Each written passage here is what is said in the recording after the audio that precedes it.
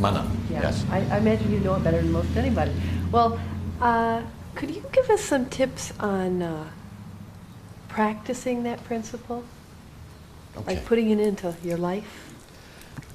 The principle she's speaking of is the one that says all power comes from within. It comes from a Hawaiian idea that everything has mana. Mana is spiritual power. A lot of people confuse it with energy, whereas energy is just one kind of mana. Mana is really the power that is intrinsic to you or to anything else, that enables you or anything else to do what it is designed to do. That's its mana. And how well it is able to do that, how much influence it has on itself and its environment, that's how much mana it has. Okay? So that's power in the true sense, the ability to do something. It basically comes from a meaning of authority, which has to do with influence. Now, the primary kind of mana is your own authority over yourself. Okay? And you build that by developing self-confidence. Or what I'd say even better, let's take a word, self-esteem. The way I define self-esteem is half self-respect and half self-confidence. Okay? And so you build up that. You learn how to respect, or you practice respecting yourself more in terms of your daily life and in relation to your world. And you practice building your skills so that you have more self-confidence. Just building skills isn't enough, because you have to feel confident about your skills. Okay? You may have the skill but have lots of doubts, well, your mana goes down. Okay? So it's combined with that belief in your own ability and belief in your own goodness. Okay? And that's where the power comes from. Now, the power is only one source for all the power in the universe, and it operates through us. And so with this idea, we say that nothing outside of you has any power over you, unless you allow it, unless you believe it, unless you expect it, unless you diminish your own power.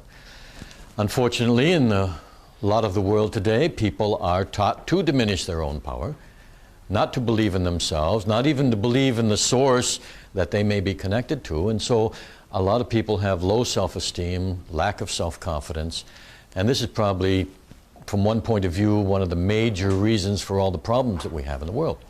Building it up, however, is what you asked.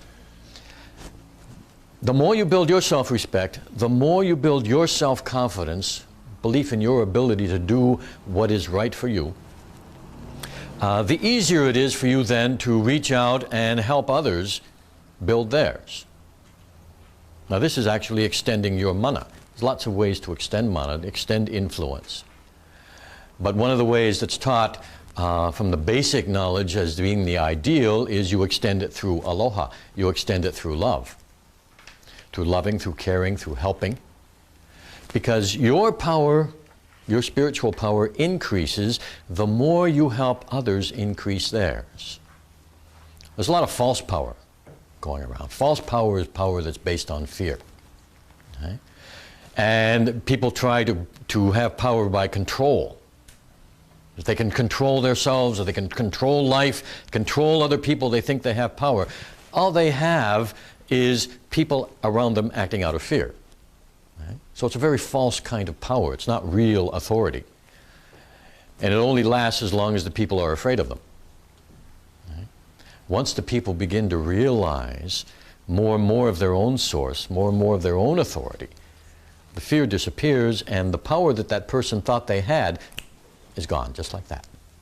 Okay? That's why it's not real power. It's not something that they can contain and have when other people change their minds. Whereas the real mana that comes from inside, that comes from that one source, it's there regardless of what other people say and do. So build self-esteem, build self-confidence through the idea of pono and aloha. Help others build theirs, Because each time you help others build theirs, yours increases. That's the way to go. Okay. Yes?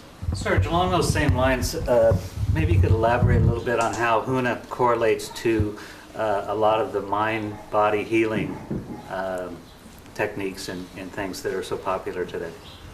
Well, it correlates, of course, very well. First of all, because of that first principle that says the world is what you think it is. And based on this idea, then all the effects that we have in the world come from what you think about the world. Because your beliefs affect your behavior. The beliefs are the source of behavior. And so all the things that you do in the world come from what you believe about yourself and the world. So you've got ideas, you've got thoughts, as well as behavior.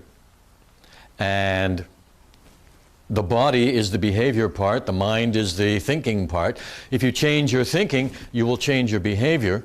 If you start with changing your behavior, that will help you change your thinking.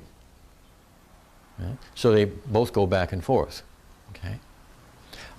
The two, interestingly, in the principles, the first principle says the world is what you think it is. That's the thought. The last principle says effectiveness is the measure of truth. That's the behavior, to do what is effective. If we put those two words together in Hawaiian, ike pono means wisdom. Okay? So you don't just work with the mind in this knowledge. You don't just work with the body and the external things either. You combine them always.